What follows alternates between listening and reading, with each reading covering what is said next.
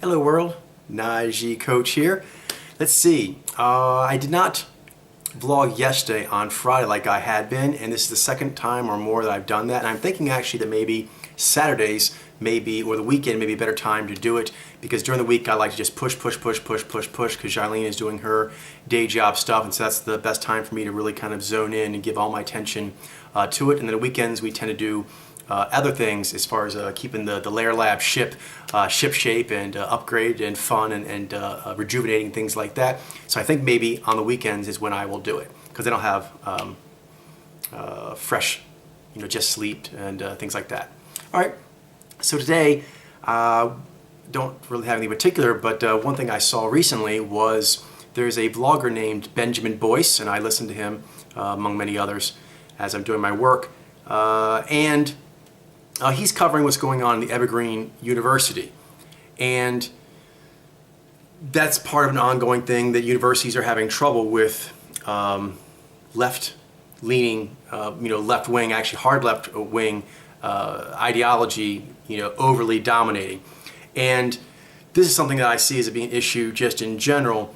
And Podlair, research lets us kind of see this better than most do, which is that there are a lot of aspects of life that are important to do within balance, kind of like social alchemy. It's important, for example, as a Najee, that I geek out being a Najee, I enjoy being a Najee, and I really am attuned with that. But then also to be able to share that with sub-ROMs, to be able to see that with Mojos much further than that for myself, all the way up to all the alchemies. Now, if I was doing all the alchemies all the time, I would be too dispersed. I wouldn't be giving enough attention to things that are more native to me and necessary for me to get my momentum and so forth. But if I only spent time there, I would be too cloistered. I would be too hemmed in. My ceilings would be too low. One shouldn't have more ceilings than they need to, and so you need to expand in order to pass through them. But at the same time, that is stretching you, and you had to be up for that. Anyway, long story short, is that I noticed a lot of things going on with elements that I think are specialized modules, aspects of the human experience, but because we've become such a successful species and civilization has been going for so long, that those things can take on a life of their own that is so large that it doesn't seem like there's much outside of it, or if there is life outside of it, it is threatening. This relates to politics, for example, and that myself, I've been listening to a lot of vloggers, kind of seeing where I fall into the mix based on myself being a truth seeker, being a naturalist, being a researcher of Podlair and the Mojo phenomenon, and so on. And I've seen kind of some general trends here. There's like a sweet spot I'm looking for. I'm hoping going into Portland it'll be a little closer to what I like. Myself, I tend to be generally a bit left of center, a liberal, but there's some areas that run me counter to a lot of what's going on in, for example, various liberal enclaves, or not enclaves, but monoliths, large institutions, sort of package deals that people go with or they don't. I'm very big into free speech. I'm very big into individual rights, and I'm very big on the science. So those three things run counter in some ways. Obviously, on the right, I don't myself ascribe to organized religion, although I understand it can help people in some ways, and I'm open to that, different paths for different people. But myself, there is a lot of, just it is known traditionalism that goes along with the right that's never been my cup of tea. But there are moderates on the right and moderates on the left I think I can work with, and the key aspect is that they are able to understand the other side's position and its need to be there. Right? So, for example, myself, I'm left of center, but I see people who are right of center and the points they're making, and I see them as valuable. And I wouldn't want to not be aware of them, not actually engage with them. In fact, it would actually not be good if part of the population wasn't on a regular basis investing in that and being pro that. All right. So anyway, a lot of the demonstrations that have been going on in the college campuses have been so left-leaning that it's very unfair to any other points of view. So it's heartened to see in a thing recently that Benjamin Boyce was covering is up in Portland, there's a college where some demonstrations were done to kind of take over a humanities classroom. And I like the fact that the teachers, just dropped the class and moved on, not dropped the class, they dropped that day's session went, I guess, told the administration told those people they couldn't do that anymore. And then when those people went up to the line of what they could do, trying to sway the audience of the class that they were in the right of things, the class actually pushed back, which a lot of times you don't see. A lot of people feel so guilty that they can't push back. And that's one thing I think is bad on both sides, is a sense of guilt, which is interesting because right now the regressive left uses a lot of guilt tripping that I don't think is very helpful, but the right has a long history of doing it that themselves. Guilt tripping people into doing things that maybe they believe in or actually are cool with or not, but they're pushed there through the guilt. So I'm trying to avoid that myself and find other like-minded people that would be helpful in creating a conversation that would allow those voices to flourish. Because there seems to be, there's a lot more than this obviously, but I want to say right now 4 kind of major trends I'm seeing that relate to myself. One is on the left, there is the moderate left, and then there is the extreme left. And the extreme left has the louder voices. For example, a lot of times when you hear different vloggers who are left-leaning, they tend to be more hard left-leaning. There's a smaller amount of them that get attention airtime that are more moderate or centrist left. On the right, same thing. There are moderate conservative people that I like listening to them and so forth, and there are a few of them that are really great and they're popular, but there's more easy money, easy popularity to be gained by going harder right. And they also are not something I want to be dealing with. So I want to find that slice of the right that is moderate enough, wants to be seekers, understands the left needs to be there. There's always been conservative and liberal kind of balancing each other out, and that's the way humans work, and it'd be weird if one side suddenly just wasn't here to make the other side's utopia come to being, which would never actually come to pass because of human nature.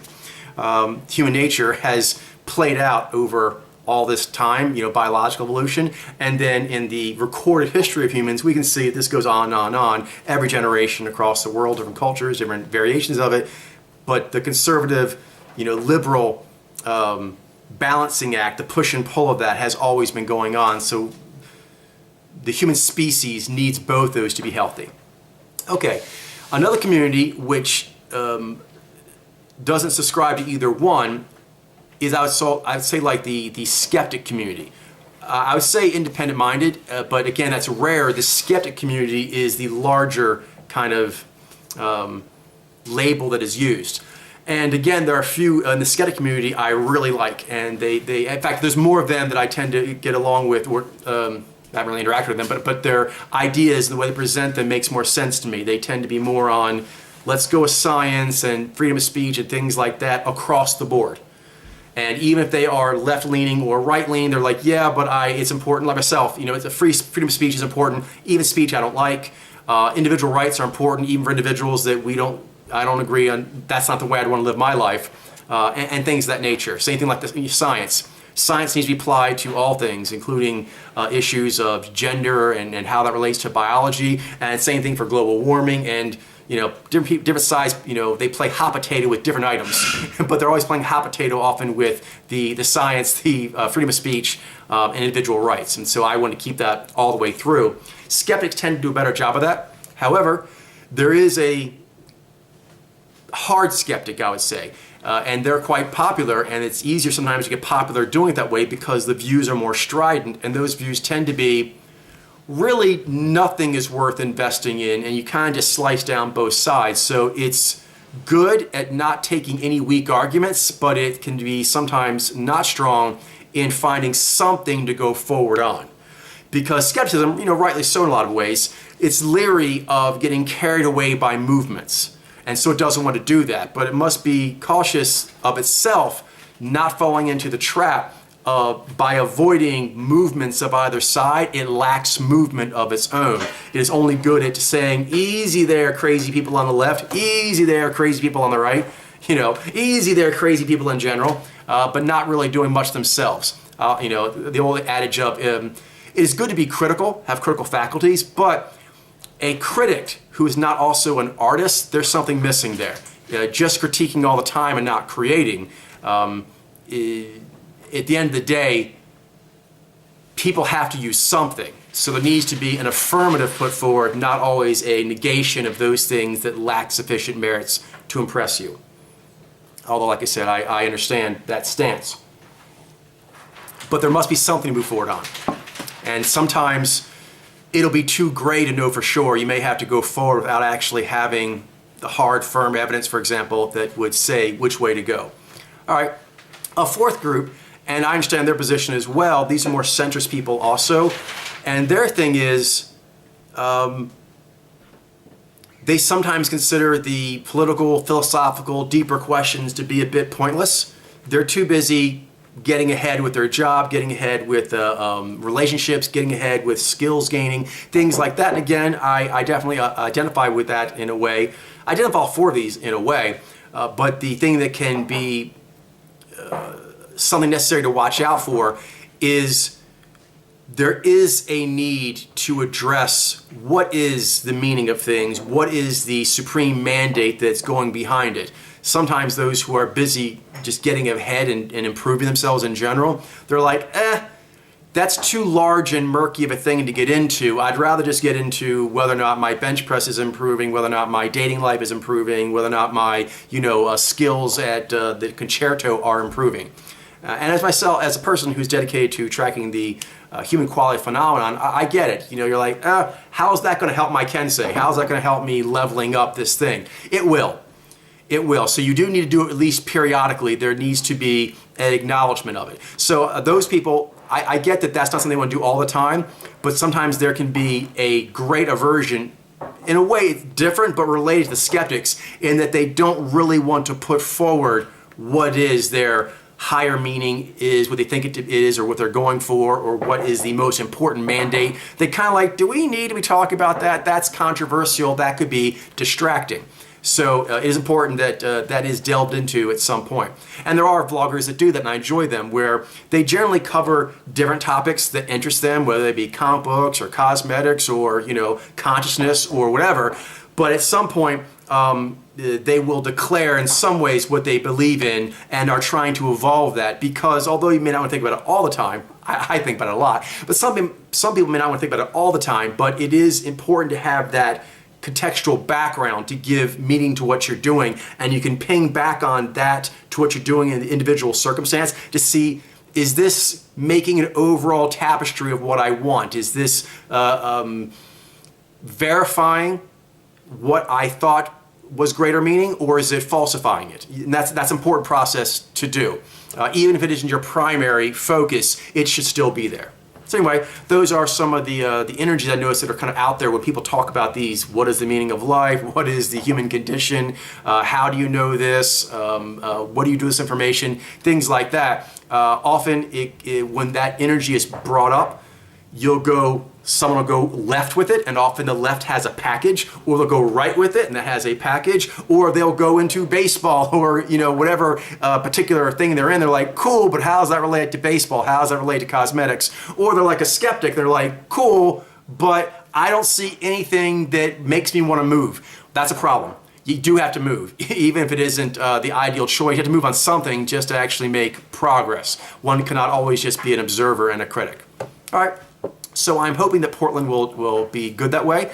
I've been researching, and apparently it is quite liberal, but the liberalism there is a bit different than other places in that there is a great emphasis placed on individualism. A lot of people who move out to the Pacific Northwest, in Oregon, for example, they are very keen on being able to kind of just do what they want to do, think what they want to think, say what they want to say, although there tends to be a very strong liberal presence there. But it resists, I think, maybe some of the more problematic elements of collectivism that can come with liberalism or modern liberalism, because there is that we're still kind of like rural independent people who moved up here because I want to paint, I want to do whatever, and I don't really want to be part of a groupthink, part of a collective, other than a collective of people that respects other people being individuals. So I'm hoping that will be the ideal, because probably going to be up in Portland for quite a long time, maybe the rest of my life. But this is the place that we have researched that looks like the ideal place for us to go do our thing. I'm very excited to be detectives of the human condition up in Portland. Very, very exciting. All right, lots to do. I will talk with you all later. Have a great day.